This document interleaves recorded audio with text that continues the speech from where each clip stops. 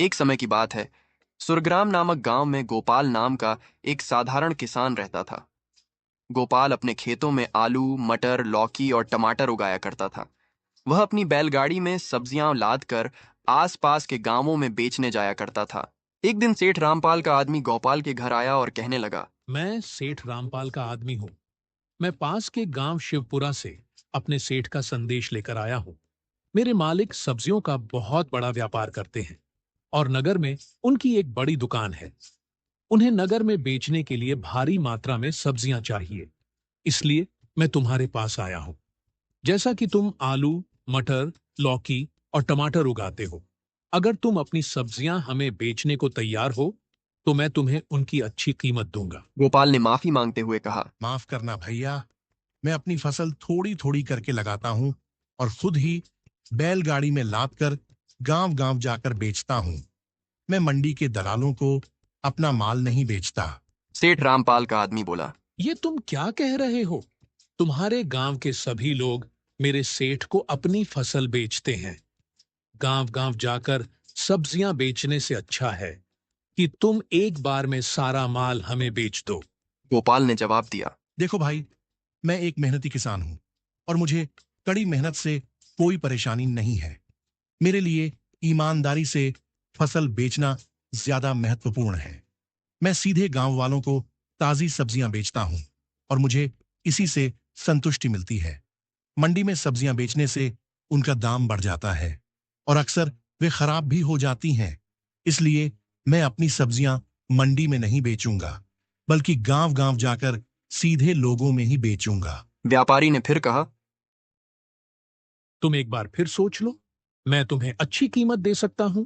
लेकिन गोपाल ने दृढ़ता से कहा, मैंने फैसला कर लिया है और मुझे लगता है कि तुम मेरी बात का बुरा नहीं मानोगे। व्यापारी को समझ आ गया कि गोपाल अपनी सब्जियों को मंडी में नहीं बेचेगा, इसलिए वह वहां से चला गया।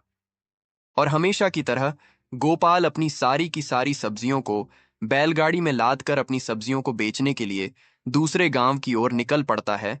मुझे आज की रात यही बीता लेनी चाहिए। तभी पास में ही खड़ा एक आदमी ने गोपाल को आवाज लगाई। अरे भाई, कौन हो तुम?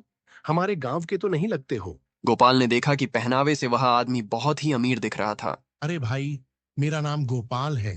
ये सब्जी को बेचने के लिए इधर आया था, लेकिन काफी अंधेरा हो चुका है, जिसके कारण से मैं आगे का सफर नहीं तय कर पा रहा हूँ। आज रात यही आराम करूंगा और कल सुबह ही यहाँ से निकल जाऊंगा। क्या आप मुझे बता सकते हैं कि कहीं रात में रुकने के लिए मुझे कोई जगह मिल सकती है? अरे भाई गोपाल, इसमें क्या बड़ी बात है? एक आदमी ही दूसरे आदमी की मदद करता है। देखने में तुम तो बहुत ही मेहनती किसान लग रहे हो। मेरा कर्तव्य है कि मैं तुम जैसे लोगों की सहायता करूं। वैसे भी तुम यह बताओ कि यह सारी सब्जियां तुम्हारे खेत के हैं, ये किसी व्यापारी से लेकर बेचने के लिए निकले हो? अरे नहीं नहीं सेठ जी, यह सब तो मेरी अपनी ही खेत की फसल है। इतना भी बड़ा आदमी नहीं हूँ। उसके बाद उन दोनों में बहुत सारी बातें होती हैं। मैं अपने सब्जियों को सीधे लोगों में बेचने पर ही विश्वास रखता हूँ सेठ जी। अरे गोपाल, अगर हर किसान तुम्हारी तरह यही सोचेगा तो कितना अच्छा हो जाएगा ना। कम कीमत पर सबको अच्छी सब्जियां मिल जाएगी। आजकल के दलाल सब्जियों को कम कीमत पर खरीदते हैं और उसी सब्जियों को जमा करके अधिक दामों पर बेचते हैं। मुझे तो लगता है कि उनका यह माल सही नहीं होता है, लेकिन आम लोगों को इसके बारे में उन्हें कुछ भी नहीं मालूम है। वह तो उचित कीमत पर सब्जियां खरीदते हैं, लेकिन उनके पास कोई और चारा भी तो नहीं है। आपने बिल्कुल सही कहा सेठ जी, लेकिन आजकल यही हो रहा है। ऐसा ना हो, इसलिए मैं अपने सारे सब्जियों को सीधे ग्राहक के पास ही बेचता हूँ। मैं समाज के प्रति अपना कर्तव्य को पूरा कर रहा हूँ। सच में गोपाल, तुम्हारे विचार बहुत ही नेक और अच्छे हैं। अगर सभी लोग तुम्हारे जैसा सोचेंगे तो सबका भला ही होगा। अच्छा, तो अब रात बहुत हो चुकी है। तुम्हें सुबह जल्दी भी उठना है। तुम आराम से यहीं सो जाओ। मैं भी सोने जा रहा हूं। जी हाँ, बिल्कुल सेठ जी। मुझे कल सुबह जल्दी उठना है, तो अब मैं आराम करने के लिए जाता हूँ। इसके बाद दोनों आराम करने के लिए चले जाते हैं। मोहनदास ने एक चारपाई गोपाल के लिए भी डाल दी। गोपाल चारपाई पर लेटकर सोचने लगा। सेठ जी कितने अच्छे इंसान हैं। उन्होंने मेरे लिए एक चारपाई भी डाल दी। इतना धन संपत्ति होने के बावजूद भी इनके अंदर जरा सी भी घमंड नहीं है और इनका मन भी कितना नेक और निर्मल है। ऐसे इंसान बहुत ही मुश्किल से मिलते हैं आज कल के जमाने में। इतना सोचते कहते गोपाल सो जाता है। जब अगली सुबह चिड़िया के चाचा हट से गोपाल की नींद खुल जाती है। सेठ जी ने मुझे अपने घर में जगह देकर मेरी बहुत मदद की है। इसके बदले में मैं कुछ टमाटर सेठ मोहनदास को देना चाहता हूँ। जब गोपाल ने अपने सब्जियों के टोकरी के पास पहुंचा तो टमाटर की टोकरी में से एक टमाटर की टोकरी गायब थी। गोपाल के पास 3 टमाटर की टोकरियां थीं, पर एक टमाटर की टोकरी गायब थी। ये क्या, मेरी टमाटर की टोकरियां कहाँ गई? जरूर इसमें से किसी ने मेरी टमाटर की टोकरियां में से एक टोकरी चोरी कर ली। वह तुरंत ही घर के मालिक सेठ मोहनदास के पास पहुंचा और कहने लगा, सेठ जी, मैं रात को सब्जियों की टोकरियां रखी थी, पर मेरे पास टमाटर की टोकरियां 3 थी, लेकिन एक टमाटर की टोकरियां गायब कर ली किसी ने। क्या आपको इसके बारे में कुछ पता है? यह तुम क्या कह रहे हो? तुम्हारे सामने ही तो मैं अंदर जाकर सो गया था और तुम मुझ पर ही आरोप लगा रहे हो।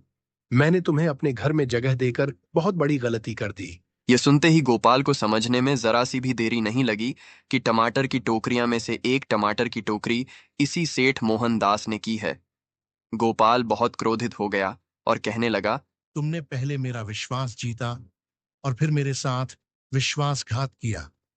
मैं तो तुम्हें बहुत अच्छा इंसान समझ रहा था, लेकिन तुम तो बड़ी चालबाज और धोखेबाज इंसान निकले।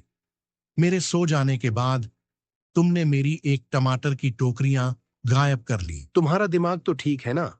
गोपाल जिसमें खाए उसी थाली में छेद कर दिया। मैंने तुम्हारी सहायता की थी और तुम मुझ पर ही आरोप लगा रहे हो। सच में मेरी ही गलती है जो मैंने तुम्हें अपने घर में जगह दी और बेवजह मुसीबत मोड़ लिया। रात में तो तुम्हारी बातों से लग रहा था कि तुम एक ईमानदार किसान हो, लेकिन तुम तो एक नंबर के बेईमान निकले। मैंने तुम्हें अपने घर में जगह देकर बहुत बड़ी गलती कर दी। सेठ मोहनदास की बातें सुनकर गोपाल को अब और भी ज्यादा गुस्सा आने लगा।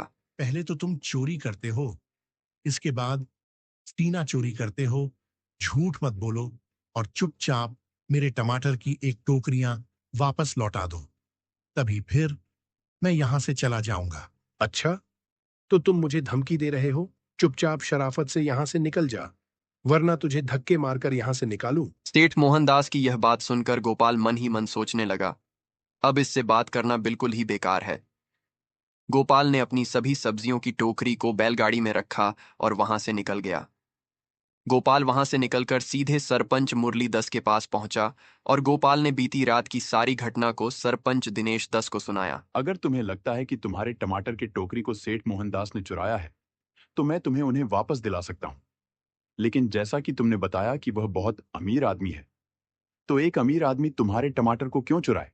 कहीं ऐसा तो नहीं तुम्हारे टमाटर किसी और ने चुराया है? नहीं सरपंच जी, मुझे पक्का यकीन है यह काम किसी और का नहीं है, बल्कि सेठ मोहनदास का ही है। अब इसका फैसला तो सेठ मोहनदास से बात करके ही लिया जाएगा। सरपंच दिनेश दास ने अपने एक नौकर को बुलाया। गोपू, जाओ और सेठ मोहनदास को यहां बुलाकर लाओ। जब से मोहनदास सरपंच दिनेश दास के घर पहुंचा, तब वह गोपाल को पहले से ही देखकर समझ गया। सरपंच जी, मैं बिल्कुल ही निर्दोष हूं। मैं इस किसान की मदद के उद्देश्य से मैंने अपने घर में जगह दिया था, लेकिन उल्टा मुझ पर ही सॉरी का आरोप लगा रहा है। भला मैं इसके टमाटर को क्यों चुराऊं? मेरे तो खुद के खेत में ढेर सारा टमाटर है, लेकिन यह एहसान फरामोश मुझ पर ही आरोप लगा रहा है। इसके टमाटर कहाँ गए, मुझे कुछ भी नहीं पता। मुझे भी ऐसा ही लगता है, लेकिन चोरी तो तुम्हारे ही घर से हुई है, तो जवाब भी तुम्हें ही देना पड़ेगा। सुनो सेठ मोहनदास, तुम्हारे खेत में जो टमाटर है, उनमें से एक टमाटर को लेकर यहाँ आओ। सेठ मोहनदास टमाटर लेने के लिए अपने खेतों की ओर चले जाते हैं और सरपंच जी गोपाल को फिर से चोरी की जानकारी लेने लगते हैं। कुछ देर के बाद सेठ मोहनदास अपने टमाटर को लेकर सरपंच के पास पहुंच जाता है। यह लीजिए सरपंच जी, मैं अपने खेतों से टमाटर लेकर आया हूं। गोपाल, तुम भी अपने बैलगाड़ी से एक टमाटर लेकर आओ। गोपाल भी अपने बैलगाड़ी से एक टमाटर लेकर आता है। वहां पर गांव के कुछ और लोग भी मौजूद थे। सरपंच जी ने गांव के एक आदमी को इशारा करते हुए कहा, इसका नाम किशन है और यह तरह तरह के सब्जियों का पारखी है। सब्जियों की गुणवत्ता को बहुत ही अच्छे से परख लेता है, इसलिए मैंने इसे यहाँ बुलाया है ताकि यह टमाटर की अच्छी से परख कर ले।